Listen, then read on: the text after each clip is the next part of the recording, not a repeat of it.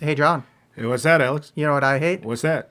I hate Mother by Darren Aronofsky. Do you? No, but I couldn't find a witty way to introduce the episode, so I just went with the old standby. That works. But hey, John, let me try this. Hey, John. What's that, Alex? You know what I like? What's that? Mother by Darren Aronofsky. Mother, there is no other like mother, so treat her right. Mother, I always love her. My mother, so treat her right, treat her right. Treat her right, treat your mother right. After what's it been, a week and a half since we watched this, I still don't really know what to feel. Yeah, it's a doozy, as they say in the biz. I don't think they say that in the biz. They do. The biz of saying doozy. All right, that wasn't the biz I was thinking of. Yeah. I was thinking of the biz we call show. Oh, I'm unfamiliar That's with right. that. Show dog jumping. Oh. So we watched Aronofsky's Mother. Mother! Mother! With an exclamation point. Yes, and no capital M. No capital M. 'Cause why not? Here's the first infuriating part. Someone asked Mr. Aronofsky, why the odd punctuation in your title? He says, well, watch the ending credits. See which words aren't capitalized and which ones are. You'll Yeah. notice something.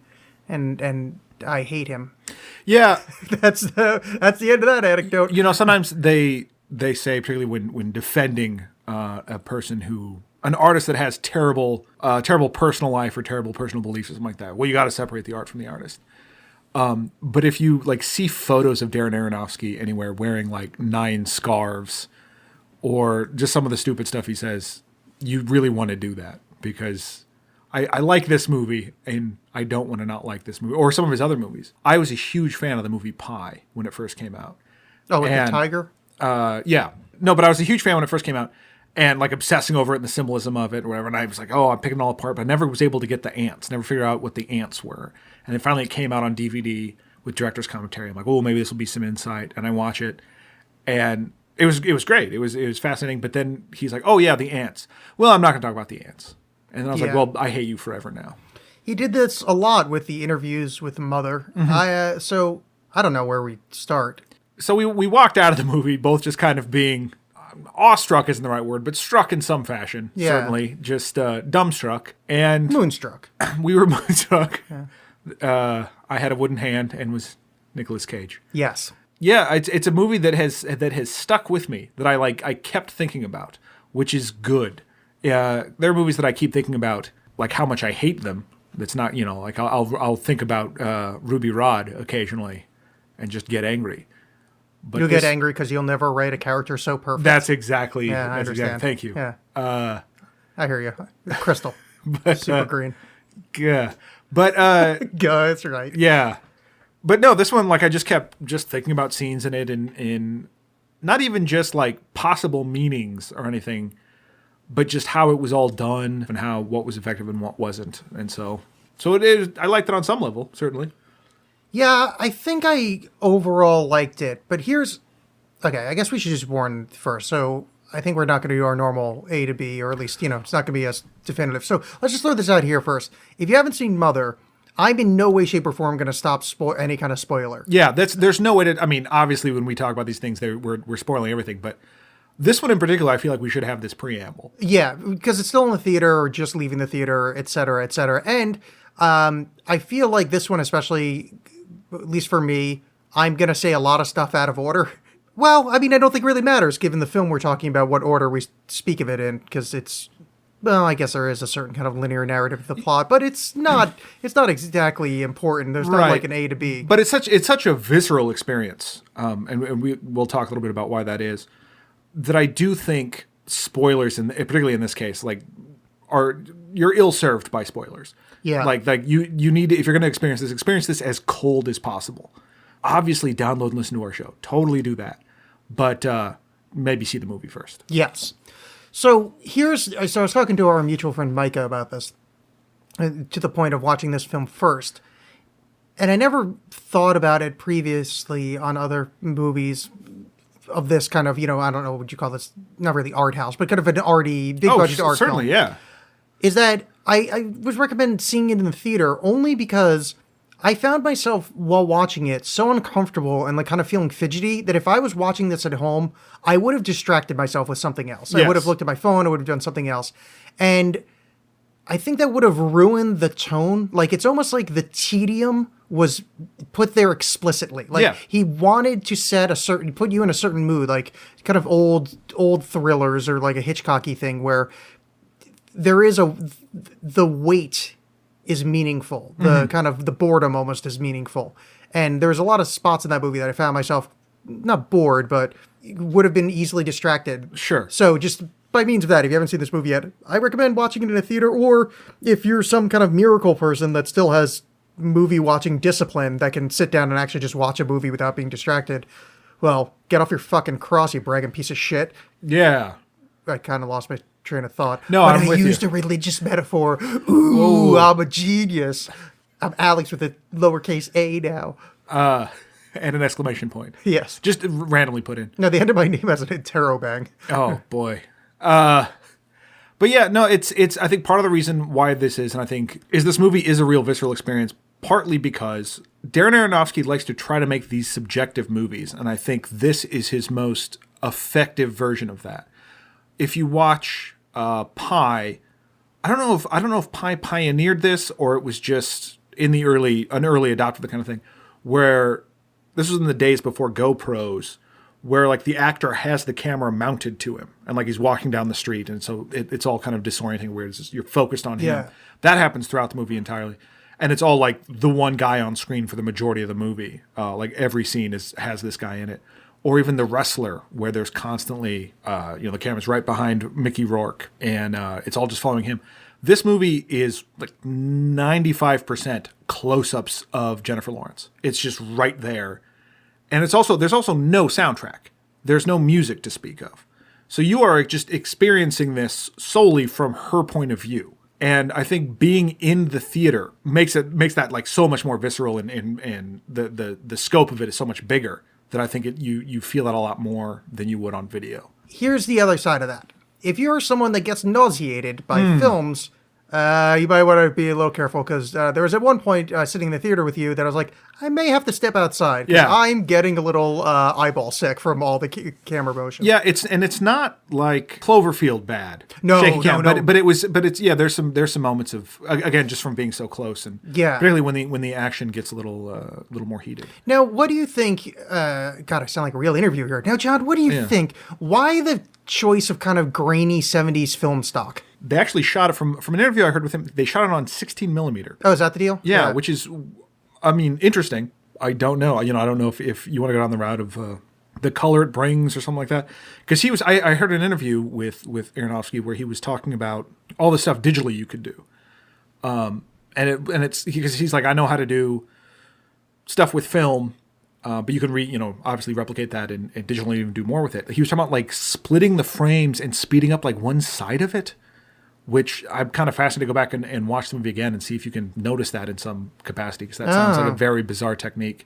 Yeah. But and certainly later when she's like going through labor and like the camera's shaking, but it's like focused on her face. That's clearly a digital effect. But I don't know why they decided to go with it other than aesthetics. Yeah, it was just a weird. I was having not a hard time with it, but it was distracting at first, because I haven't seen that in a new movie in I don't know, probably the 80s or whatever. Like, it was just anyway. That went nowhere. It was just a strange choice. So we start off in this idyllic, dare I say, Eden. Well, like, you see it being built. oh yeah. Well, okay, wait. I guess you start off with it's all burnt down and shitty. Yeah, you see a woman on fire.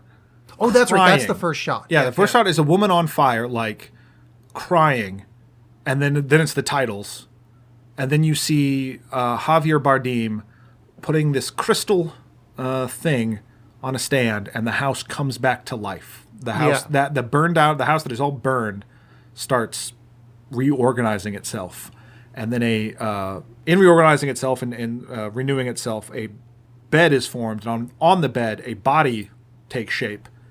And it's Jennifer Lawrence. Yes.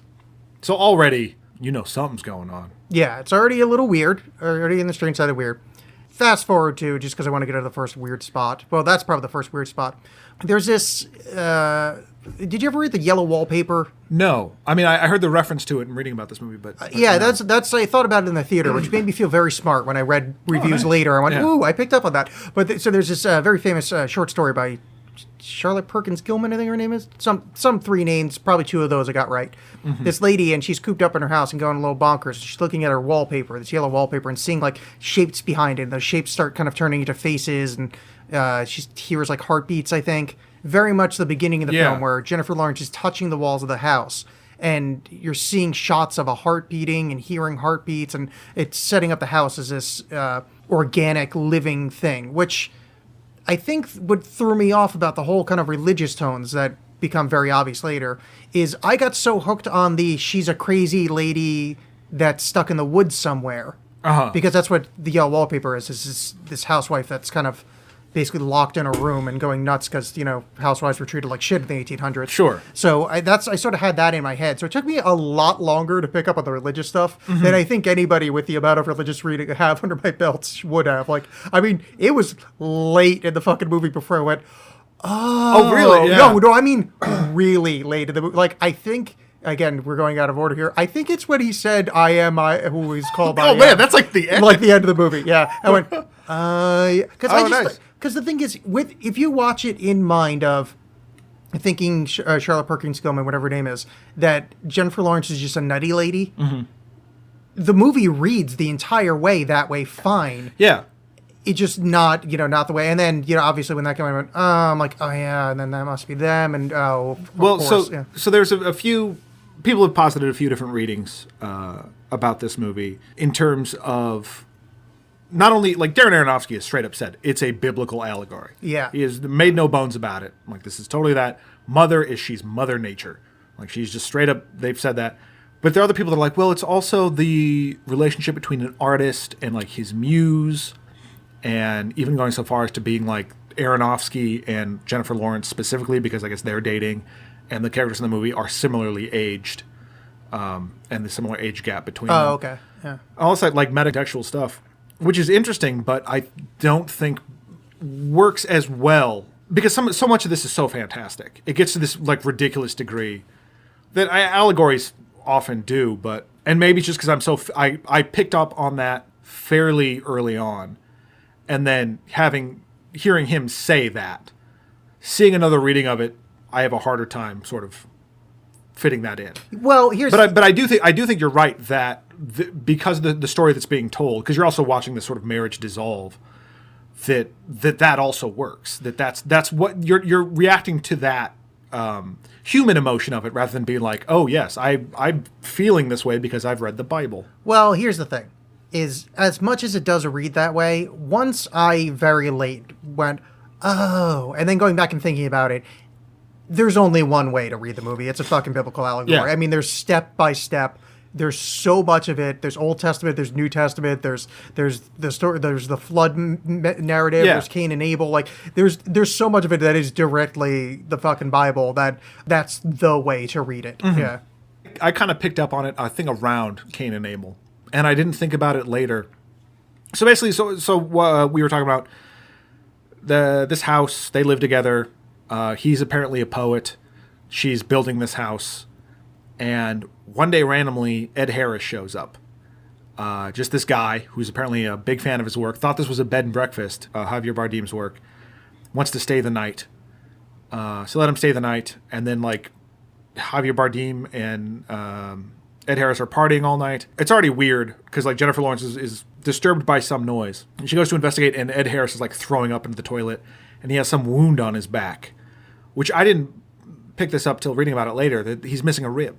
Yeah, I didn't pick up on that later, and then I just thought it was something, because I was still trying to figure out what's going on. And the next day, he's fine, and his wife shows up, played by Michelle Pfeiffer, who it was awesome to see again. I have not seen her in a movie in a long time. Yeah, and she was really good in this. I think probably she was, as much as people were saying they liked Jennifer Lawrence's performance, I thought Michelle Pfeiffer kind of was the one I enjoyed watching the most. Like, in her, or maybe she's just had the best scenes. I don't know. I'm kind of hard to tell, but like her when she was on screen was the time I was actually enjoying it as a film the most. Yeah, and I think some of that might have just been my excitement to see her again. just because I like her as an actress. She's acidic, and I like that in this movie. And I was thinking about also. Wait, she's Jewish? Yes, she didn't see the big beard and then. Oh, I did. Oh, and the that's why curls. she had the payas. Yeah. Oh, and being angry at hipsters at Park Slope. How did I not pick up on this? Like, Yeah. Jesus Christ. You were too busy concerned about the domestic drama, Yeah, I guess so. not the important stuff. Shows me for reading short stories in high school. Yeah, ooh, don't read. If you learn one thing from this podcast, do not read. Exactly. Co-hosted by an author. No, she was really great, and I was thinking about the not to get too off topic here, but the Jennifer Lawrence thing, and I actually really like her as an actress, and I think she gets kind of stuck in these stupid franchise movies. But if you've ever seen Winter's Bone, which is the first movie I ever saw her in, she's very young in that, and she is fantastic. I can't recommend that movie enough. But I think she's a really good actress. But it also got me thinking of a thing called the Kuleshov effect, which was an early film experiment where a guy, Kuleshov, shot just an actor, just blank faced, and then intercut that with like soup or a shot of soup or like a shot of a woman. And then just this guy's blank face, but because of the juxtaposition, you're putting onto him what you think the emotion should be. Oh, is that what that's called? Yeah. Well, I've seen that demonstrated before in a different way where it was a guy blank-faced and then he would say angry and cut back to that same guy. Yeah. Whether just the word angry, and to me he looked angry, or happy, then he looks happy, pensive, etc., etc. That's exactly what that is. Oh, and I so, didn't know that had a So name. because of that, just that you're that close to her, is it just more effective because you're just experiencing this along with her rather than her bringing this to it? I think she did. I think she did a fantastic job, but I just wondered how much that was bolstered by that kind of idea. I think a lot of it is that, because I don't think she did much in the movie. Yeah. Like, a lot of it was just kind of her standing there looking at stuff, which is what was called for. Like, she did the job asked of her. I don't think anybody could have done it better, because the role was to have... I mean, she's a blank slate. She's supposed to be Gaia with the world being put out, the world of men bothering her. So she's supposed to just be this confused... nothing character. I mean, she doesn't even have a name. Well, no one has a name really, but I think a lot of the emotions put on her were the audience doing it, less than her actually. Well, and that's why there's no soundtrack. He actually worked with a guy, I forget the composer's name, but he worked with a guy for 5 months making a soundtrack for the movie, and then they just went, nah, because it was telling you too much how to feel. Yeah. And they didn't want to do that. They wanted just the audience to just experience along with her. I liked that choice. There's some spots that I think would not have been nearly as effective if there was a soundtrack. Yeah. So when any of the scenes where the house starts to get swarmed upon by people, antediluvian and post-diluvian, hey-yo, biblical words. Yeah. The kind of the way they use the kind of the cacophony of voices overlapping with each other was irritating, and just kind of, you got anxious and you felt it with her, that kind of like, get the fuck out of my house. Yeah. Like, I wanted these people off my screen. Yeah. And that's really effective. And if they'd done that with a, like a frantic violin, the thing they usually do to make you feel anxious, it wouldn't have been nearly as effective as a kind of one of the early forms of the flood myth that the Bible is based on is the Epic of Gilgamesh. In the Epic of Gilgamesh, the gods were so annoyed by the noise that the humans were making, because they're just loud assholes. And because it was so loud, that's why they flooded the earth. And they saved this one guy, etc. It doesn't matter. But the point is, they were super loud. And in this one, that kind of... Oh, nice. I don't know, it's just evocative of that. This kind of loud, annoying party. And then, of course, they break the sink, and that's the flood. And then the house gets emptied again. Yeah, so what happens is essentially, so Ed Harris and his wife show up, and they're basically Adam and Eve. There's this study that Javier Bardem apparently works in, and they both want to go in there and see where the magic happens. Like, no, don't go in there, don't go in there. And Michelle Pfeiffer and Mother are left alone, and Michelle Pfeiffer kind of suckers her way into getting up there, finds the crystal thing, and drops it, and breaks it. So it's them being expelled from Eden. Javier Bardem, boards the thing up. And, immediately following that, their children show up, who are brothers in real life, apparently. Yeah, that's Ron Weasley. Yeah. Yeah. That's not Ron Weasley. It's Fred Weasley? It's one of the Weasley guys. Yeah. They're- Domhnall Gleeson. Yeah, and they're jerks. Yeah. And that's where Cain and Abel, they have a fight and murder each other, and it's really uncomfortable. Because you are just along with her. Because, like I said, this is about the point in the movie where I started to figure out, okay, this biblical element to it. But it was done very effectively in this way that It's not presenting it like, huh? Yeah, you see this? It's just you're experiencing it through her. And this confusion of like, these strange people are in my house now, and my husband is kind of allowing this to happen, and no one is listening to me. And that's where a lot of the tension comes from. And I know a lot of people that are very upset about this movie in terms of, like, I don't want to see it. I've heard a little bit about it. It's not for me. It's just abusing this poor woman for an hour, 2 hours. And it is, but it's not. Like, if you've ever seen the Texas Chainsaw Massacre, the last, like, 40 minutes of that movie is that the family just terrorizing this poor woman. And this is more just, like, frustration and confusion and anger. But again, because you're so close and you're experiencing the movie as Jennifer Lawrence, you feel it a lot more. Yeah. And so I don't... There are certainly moments of violence and things that happen and gaslighting, if you want to use that word. But I don't think it's not torture porn of Jennifer Lawrence. No, that doesn't happen until kind of the end. There was Yeah. any kind of aspect of actual physical violence. But I think what people are picking up on is more that she is a powerless woman. Yeah. And it's the point of the piece, I think, is this is going to sound pretentious as fuck, but another way to put it, but it's the rape of Gaia. It's Mother Earth being, and that's the point. She's supposed to be frustrated and powerless. Is that she is an object, which. Sorry, look, I didn't make the movie. I'm not saying this, right. But that's what I mean. She's the Earth, and then the male creator god comes in and uses his creator dick and fucks everything up and creates dumb people being dumb, and Gaia's just sitting there getting frustrated and weird and awful, and yeah, I can see how that could be misread as something else, as kind of torture porn or demeaning to her as a female actor or whatever, but. That's the role. I mean, that's the part. And if you want to read more into it, maybe we've had enough parts like this that, Yeah, that's fair. Yeah. But I just think, in the movie for the allegory it's making, I don't think it was anything, it didn't feel exploitive in any fashion. I don't know. I feel like you could see worse things on any episode of an HBO show. But I can certainly see why it'd be read that way, especially in the climate we live now, that people are so much more aware of kind of that, like you said, it sort of works as this sort of crumbling marriage drama. To some degree, that still works. Yeah. See, that's the other side of it, too, is, again, trying to defend my lack of picking up on the religious stuff, is that as an abused wife narrative, it's really effective because Javier Bardem doesn't listen to her at all.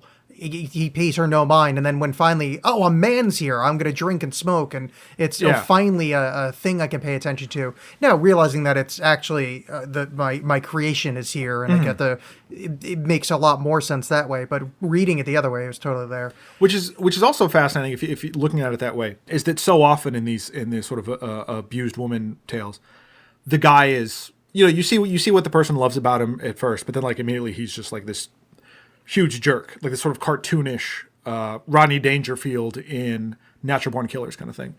And there's never malice from Javier Bardem. It's just indifference and selfishness. It's not like I secretly hate all women. It's just he's shitty to her because he doesn't care. Yeah. She is just this vessel for him, and he doesn't give a shit. Yeah. It's interesting. Does he not care, though? Or is it that he's... this now we're gonna restart the fucking Martin Luther nailing the theses to the door. Sure. Because I mean, it's does God care about us? Is basically the conversation about to start. Because the thing is, I actually felt that he did love her in the way that God can love a lesser thing. Sure, but it's a thing. Well, it's also you could get in the argument of like putting human morality onto God. That's right. Yeah. But we're a little bit deeper than John and Alex hate stuff territory here. More fart jokes, but. Yeah. It is. I mean, because there are certain things where it's more just indifference. It's that taking things for granted and that kind of thing. Yeah. Without getting too far ahead, you're talking about the flood. After the murder, they actually have the wake for the son, the murdered son, at the house. Javier Bardem invites everyone over to the house, and like you said, everyone is awful. And I was like fists balled. Oh, I was so irritated by that. Yeah. It was really, he does annoying well. Yeah, Aronofsky. And there's this repeated thing of these people sitting on this sink that Jennifer Lawrence is like, don't sit on that sink. It's not braced yet. And they're like, no, it's fine. Like they'll get off, but then like get back on as soon as she stops paying attention. And that crap drives me crazy. Yeah. Where it's like someone just told you. It's like the I don't need laws about texting and driving. I'm good at it. Oh, yeah, Or, totally. Yeah. I know dogs aren't allowed, but my dog's good. Yeah. Just that kind of stuff drives me crazy. And so it was just like, all this visceral stuff is happening later in the film, and nothing affected me more than that. That's- People just not listening to basic instructions. I'm kind of with you. I mean, literally, the baby scene was less. yeah. No, it was less jarring to me than the sink. Yeah. The sink stuck with me as like, get off the fucking sink. The lady just told you not to sit in the fucking It's sink. just rude. Yeah. Child murder is one thing, but you should at least be nice Yeah. to your host. Yeah, look, she told you it's not braced. And, Yeah. But also, to defend sink sitters, she could have explained a little bit better how exactly it wasn't braced instead of just going, "Don't sit on the sink," because that's bad management strategy. Don't just tell people what they shouldn't do. Tell them why they shouldn't do it. Fair enough. But I also just think if it's not Stupid your Mother Earth. if it's not your home, and they tell you don't do that, don't do that. Hey, God made that home for everybody, Right. John. Well, and then Metaphor. then this is the first example of this happening, which I honestly thought was a little tacked on, where this guy comes up to her and is like, "Hey, I haven't seen you before. How are you doing?" And she's like, "Get away from me. I'm Yeah. not interested." And he's like, "Whatever, whore." He like some stupid pickup artist guy or something like that. And that kind of stuff gets revisited later in the movie.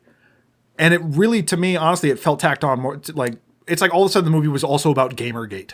You know what I Yeah. mean? It's just like I guess a better example would be when you have like a villain character in a movie, and guess what? He's also racist. Like, did I need that? Like, Yeah. I get everyone's terrible. This weird angle you're coming at it from isn't fitting everything else, and how does it work with the allegory? And I get it. We're terrible. No, that's not weird with me too, because allegorically it doesn't work. Because it's like, without literally, what is he trying to do? Put his dick in a mountain? Yes. I mean, the point is, she's the embodiment of Gaia, or the feminine energy of the universe, whatever it is. It's weird that just one rando dude is like, yo, let me get up in that. It doesn't work allegorically, because it's not like humans are like, oh, I want to literally have sex with the earth. But it's also just that like you were doing a really great job of showing how awful everyone was. Which is like not listening, or like when those two people are like painting the house all of a sudden, and she's like, "What are you doing? Like, we want to help. No one asked you for this. Stop doing that." But then that weird element of it, like, boy, but aren't men shitty? Like, yeah, they are, but that doesn't seem like why are you talking about it in this movie? It made me think of, you ever see Inside Man with the Spike Lee movie Inside Man? Oh, I've seen Inside Man. I've seen Inside Man, all right. You ever been to the Gotta Forest go. of Da Nang? 1997. It was dark, man. No, I haven't. There's a scene, it's a bank robbery movie. And there's a scene in it where they have like these hostages. Clive Owen and his robbers have these hostages. At one point, this kid is playing a violent video game on like a Sega Game Gear or something. And there's a little aside about like violent video games are bad and dumb. Yeah. Now back to the rest of the movie. And it felt like that, where it's just like this felt like this high horse you were kind of getting on that doesn't work with the rest of it. And so it kind of took me out of the scene. No, you're right. And it's just misdirected. It doesn't work. I mean, men are terrible, but Yeah. the point of the piece is swinging dick god ruining Gaia mother concept. You don't need to have swinging dick god creator, his creation try to bang the mother concept. It just it doesn't fit. It doesn't work. It was thrown to, and it was a bit jarring. Yeah, that's not weird with me too. But since we can't take notes in the theater, I didn't write it down. But I'm glad you brought it up.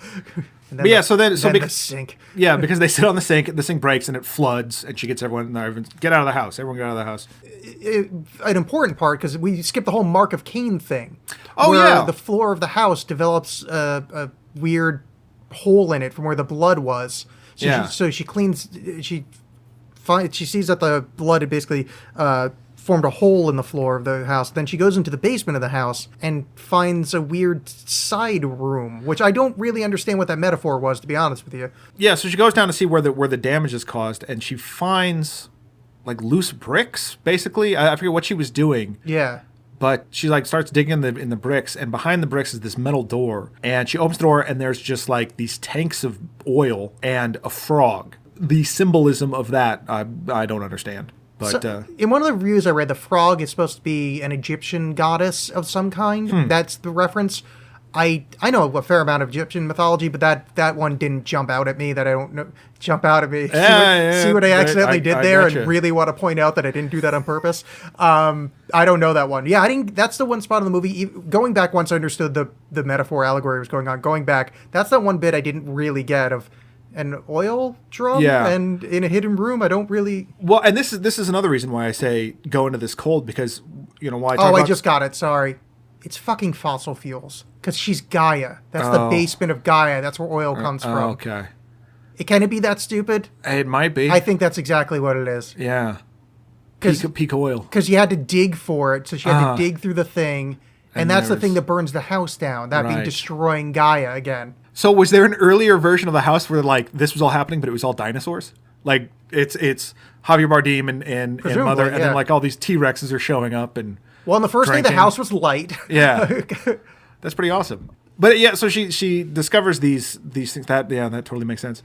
I hate that I just figured it out. I know. Actually, that might be the worst part of the movie. Now It's one of those things. There's some like surreal. Like I, being a huge David Lynch fan, there are so many things that when you're watching it and you kind of like, oh, that's interesting. But then when you say that sentence out loud, you're like, well, that's the dumbest thing I've ever heard. This is what I was saying about going in cold, because while I said, I sort of was really starting to pick up on the allegory at this point, I wasn't 100%.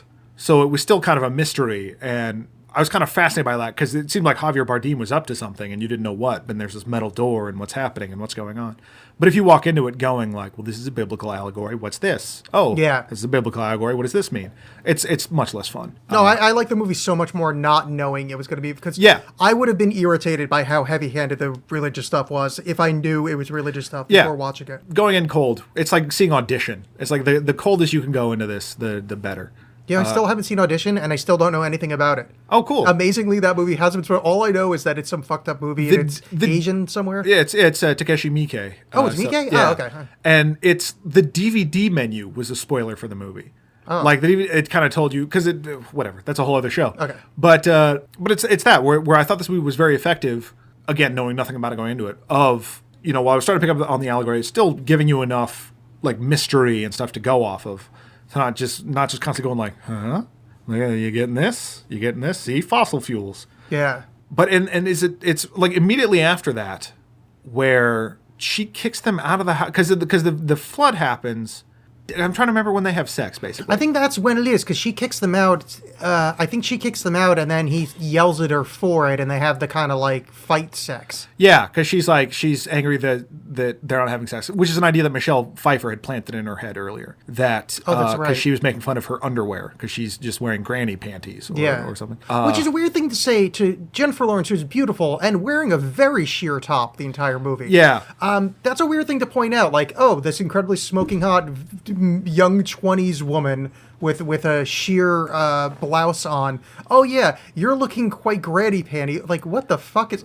I mean, I get the idea, I get the allegory, but a weird way to present it, like, maybe have her with less alluring clothing on to point out that she's not meant to be alluring. Right. Like, well, so yeah, weird. she's very, like, fertile or whatever. Yeah. But this is perhaps just different points where we are at in our lives. And this isn't a judgment call, but you're just noticing how hot she is. And I'm noticing all the moles she has. And I hope she gets those checked out. Yeah, I actually noticed a lot of those moles. There's a lot of those. I'm like, oh, those can't be good. Oh, yeah. No, I was very fatherly over her on a few parts of this.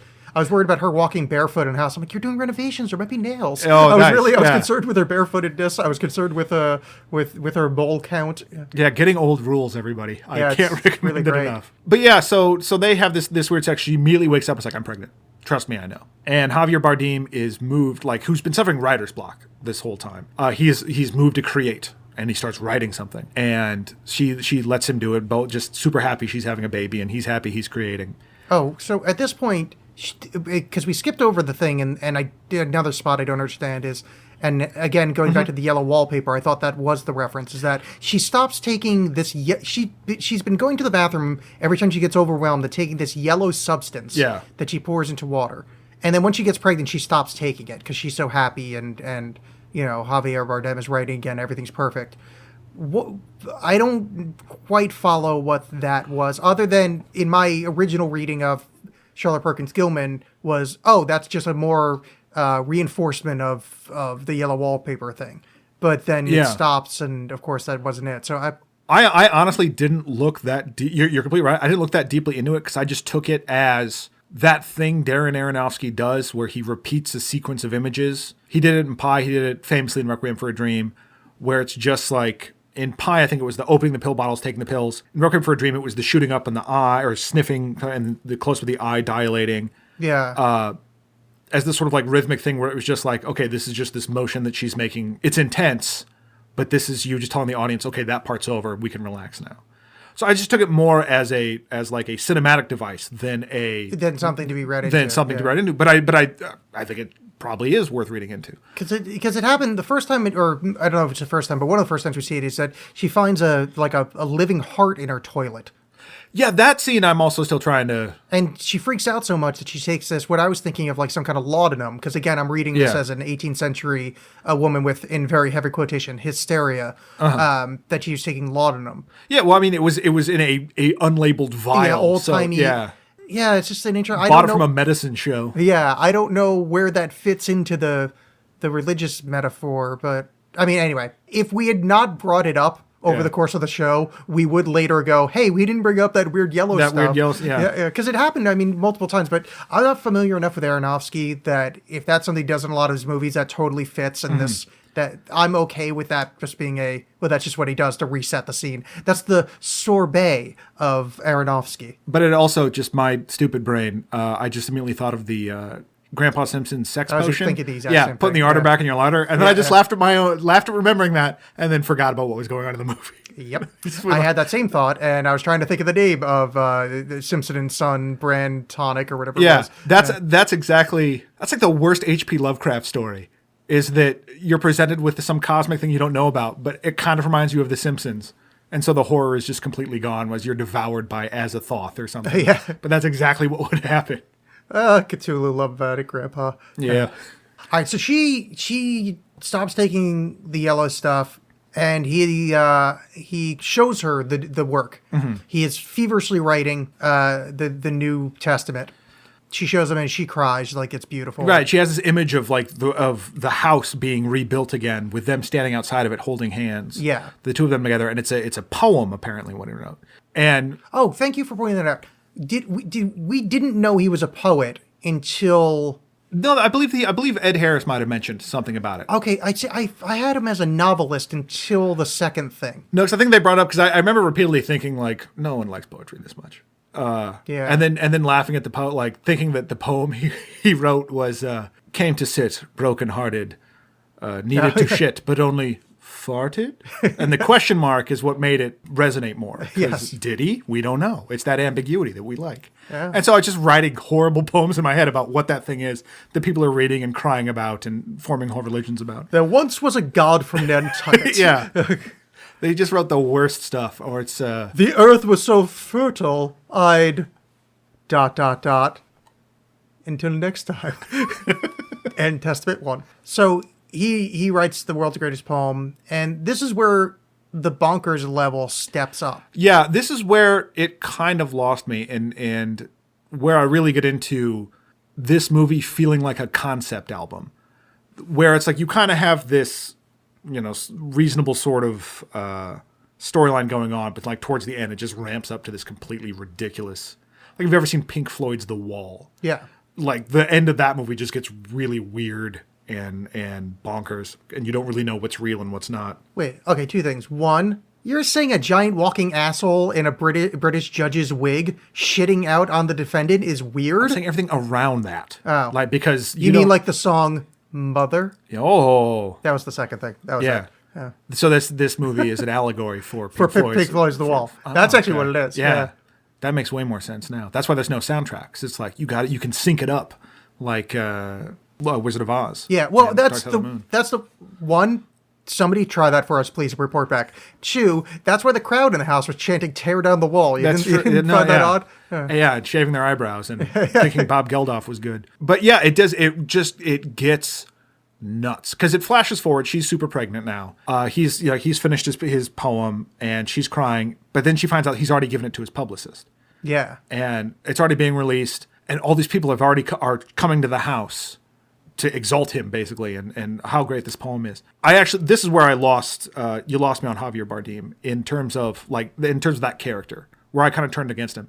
Because I was fighting at the beginning because I really only know him as Anton Chigurh from No Country for Old Men. And so everything, whether or not it was intended, has this malice to it.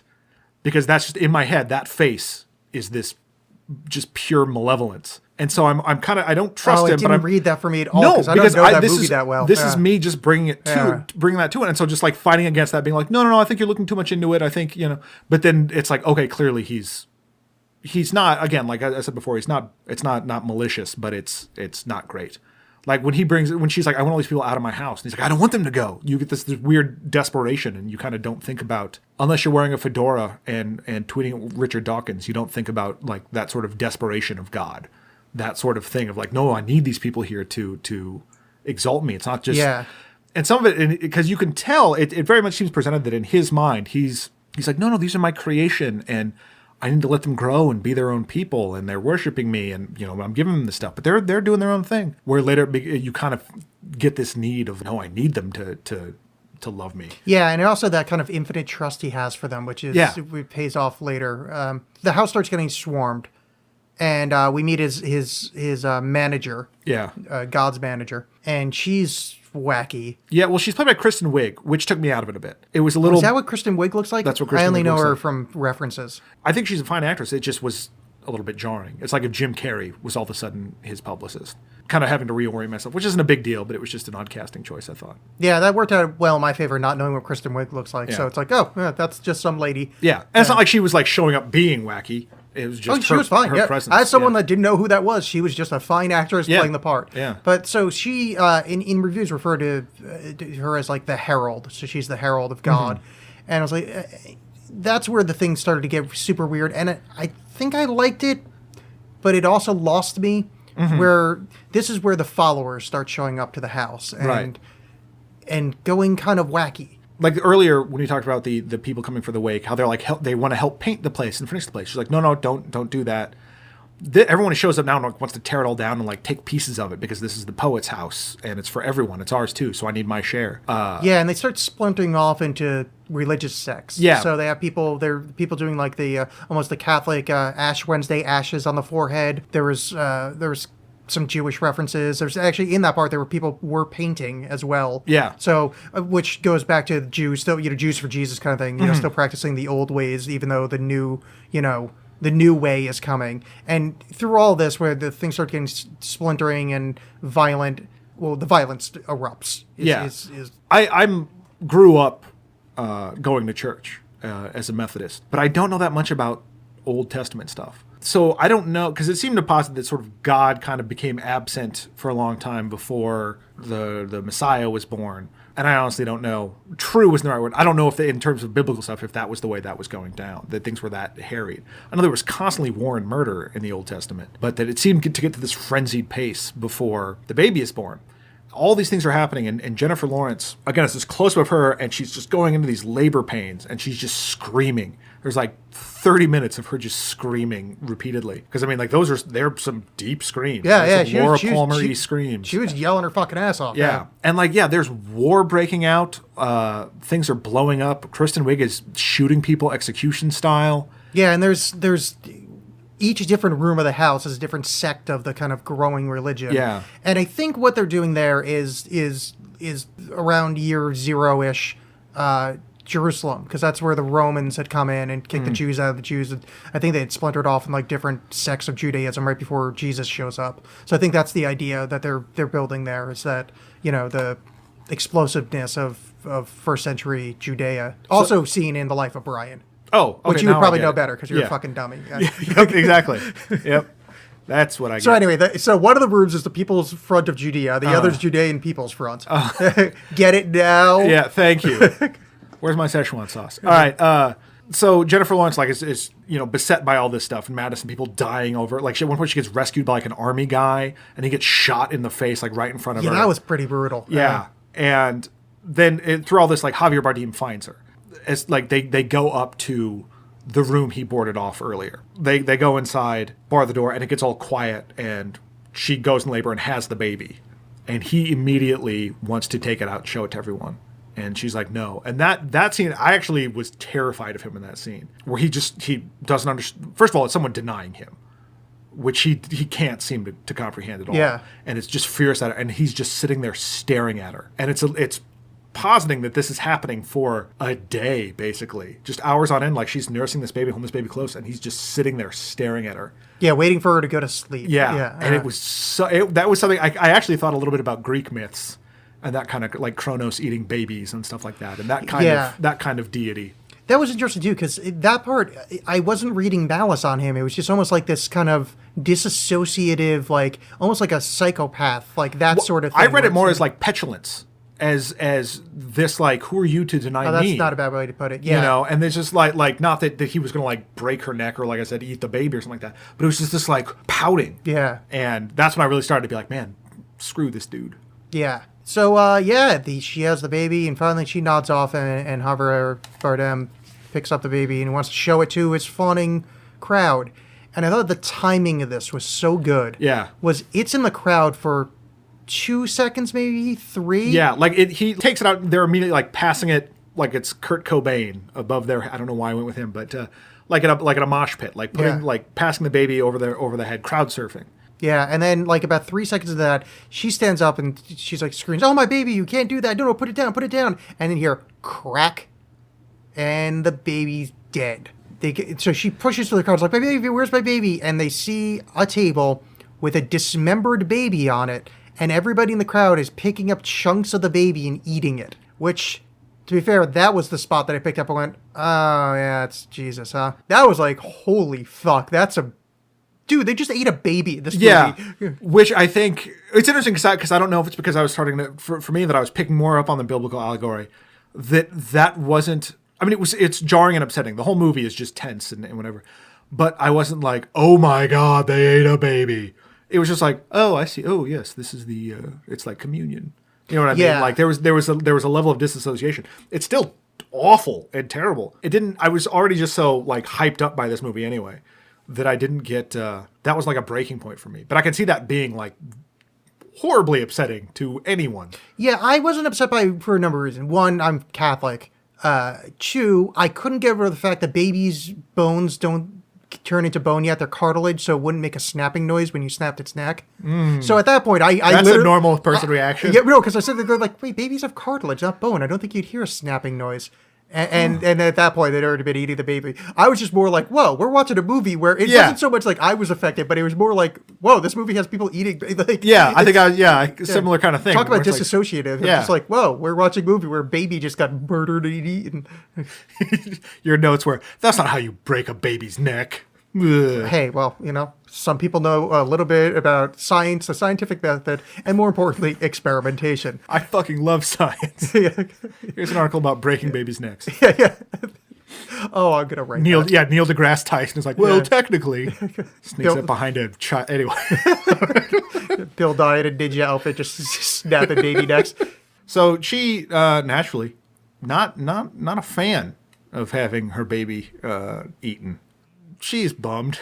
Yeah. she's bummed out by that. She's got a case of the Mondays. She does that thing. She sees the baby getting eaten, and she does that thing where she like snaps her finger like, shucks. Oh, shucks. Next time. Yeah. And then it just irises down and says, that's all, folks. Yeah. It's a hard knock life for us.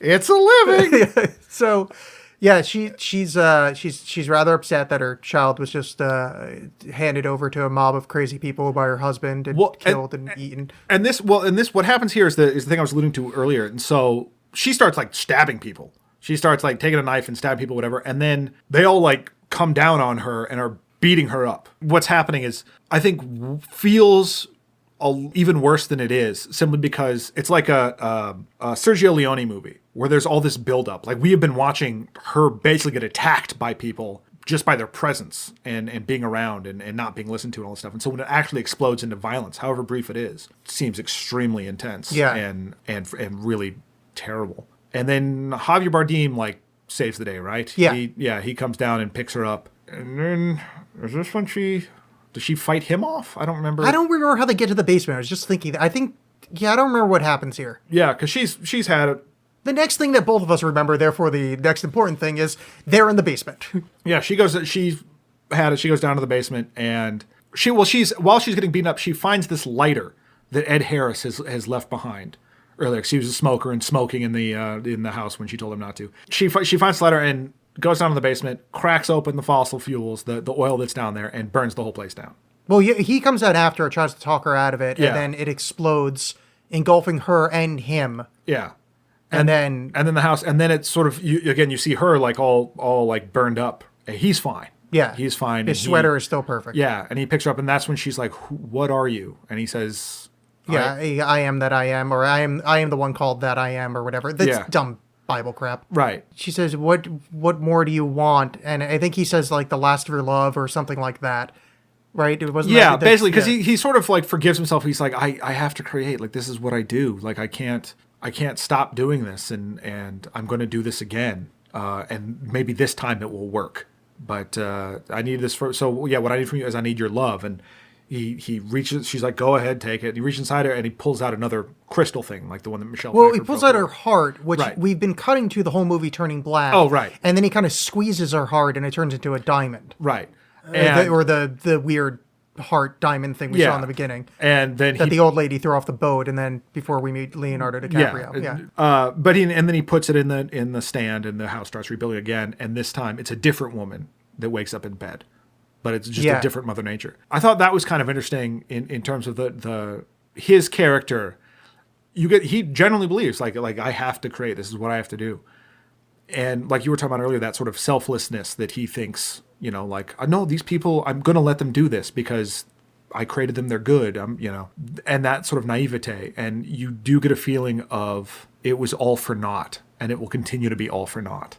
Yeah. Which is also kind of interesting, given that this part of the message of the movie is like, we're fucking up the earth, everybody stop it. When it ends with it kind of being like, oh, well, we'll get them this time, and being rebuilt. That it seems like if this is this cycle thing that's happening, what does it matter? Well, I didn't take It's a little nihilistic, I guess. Well, I mean, I guess not. Yeah, but I mean, I just took it as, again, this is a kind of a condemnation of the animus, the male part of the energies of the universe, that it's, the dick fucking the world. Sure. Like, and that the Judaic male god, as long as he continues to keep, essentially raping and killing the world, nothing will change. So it's, not that this is explicitly stated, but this isn't, I'm taking isn't a a good ending. Like, this isn't like, oh, let's try it again, everything will work out this time. It will never work out until some kind of, Yeah, I'm taking it a little too literally, that like specifically Earth, rather than just sort of like the notion of creation, or that this sort of thing happening. Yeah. But it's basically just humanity's terrible, which I didn't need you to tell me that movie. Yeah. So fuck this movie. And also, hey, God, how about, much like her saying, just explain the bracing issue with the sink. Yeah. Because, that fucking sink. But have God, maybe instead of writing down some shit every now and again, explain to the followers in clear, concise language, none of this weird, vague shit. Just like, guys, sit down. This is Not what on the we sink. need from you. Yeah. And maybe you were, because she didn't hear it, because we were just following her the whole time. So maybe it was Yeah, fine, it is the woman's fault. Yeah. Thank you. That's what I've been trying to say.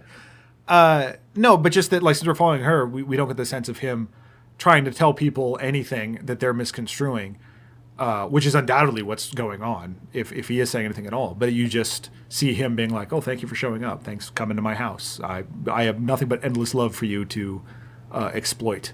And, Yeah, it's interesting. I mean, it's hard to kind of parse, because he's such a hateable character. in a lot of ways, yeah. But like there's this, he's still like this friend, like he's super friendly.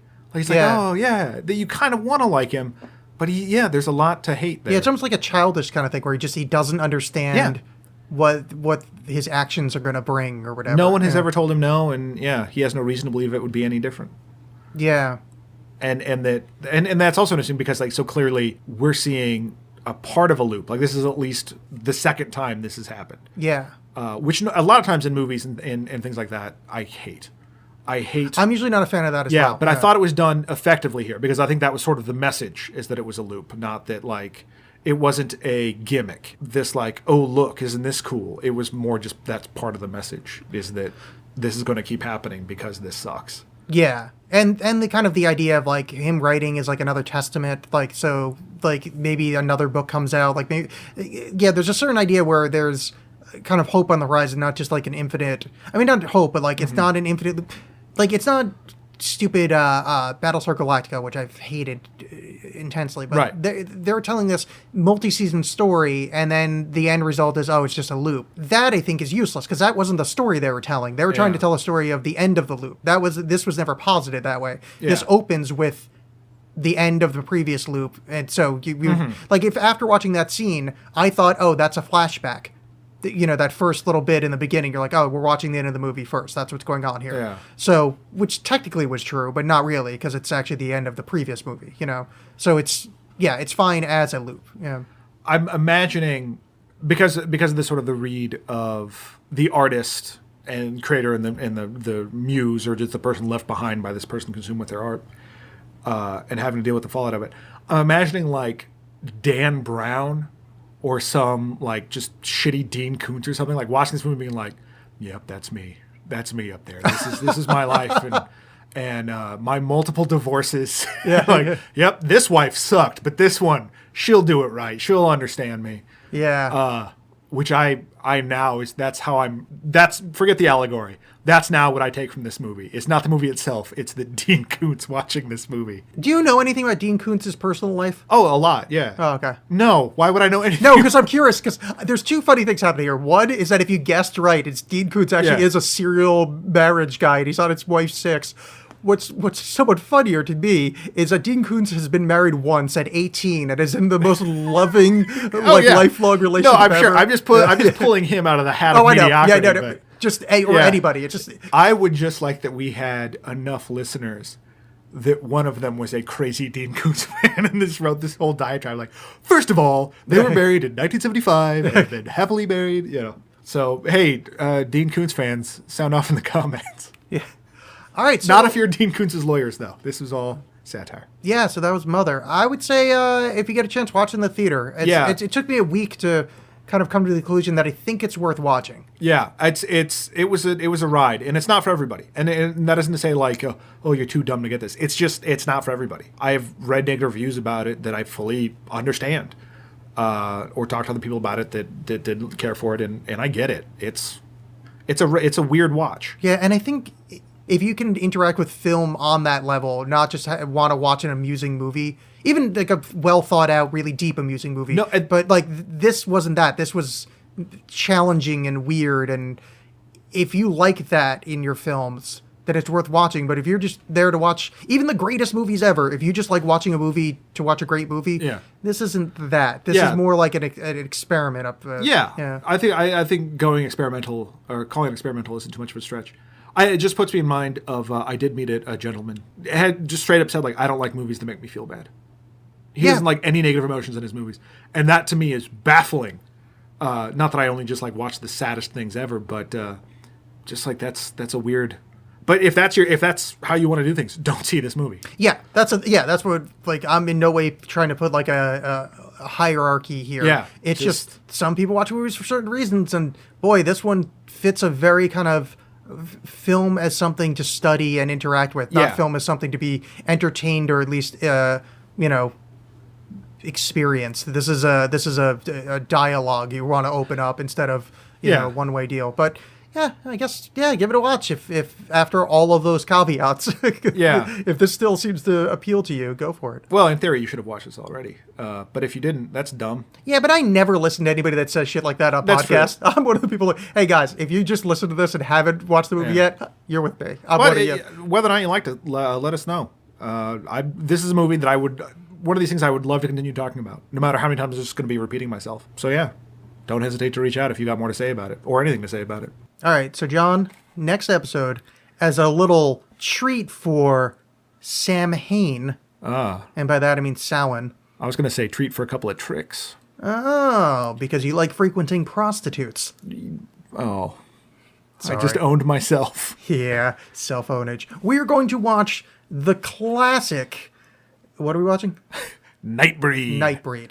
Oh. And Nightbreed is Cronenberg or somebody like that? Cronenberg is in it. Is in it. But When you think great horror movies, you think Clive Barker. Because Hellraiser, obviously. Yes. And then Midnight Meat Train, Nightbreed. Yeah. I don't know what else he's done, but generally they're pretty crappy. Yeah. The Hellraiser's good, though. The later ones, less so.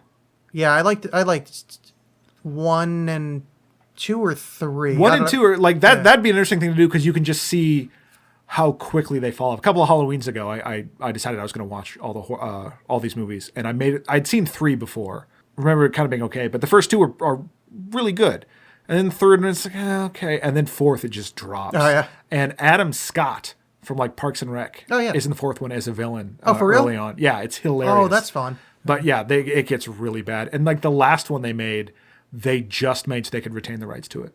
They like shot it in like 3 days or something like that. But since we're talking so much about Hellraiser, let's make sure everybody knows we're watching Nightbreed. We're not watching good ones. Yeah. We're watching Nightbreed. Well, here's the thing: we used to do this on the show a little bit, predictions for our reaction. I remember this was like my favorite horror movie when I was a kid. I thought the lead guy was so cool. I think he had a denim jacket, probably. Oh, yeah, leather. Okay. Yeah, I mean, That's how even cooler he is. He's a step above denim. Yeah, so yeah, I'm excited to watch Nightbreed again. I haven't seen it in a million years. I remember something to do with there's a graveyard with an underground city. Yeah, something like that. And I think a bunch of 80s hair. Yeah, there's like a memory of secret group of like secret mutants. I just remember like seeing the end of the movie.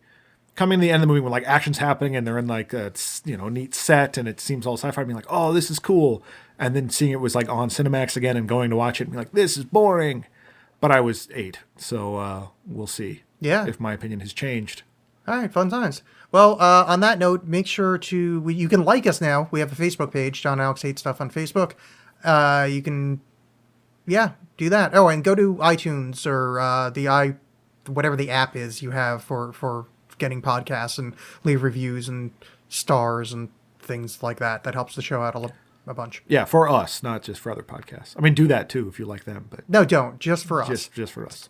Take all that energy and direct it towards John Alex Hates Stuff. That clicking energy that takes so much out of us, day in and day out. Apparently so, given the amount of reviews we've gotten. Good. So far. Yell at the audience. Yeah. That'll get Welcome us. to the Alex Cast. All right, cool. We will see you next episode for Nightbreed.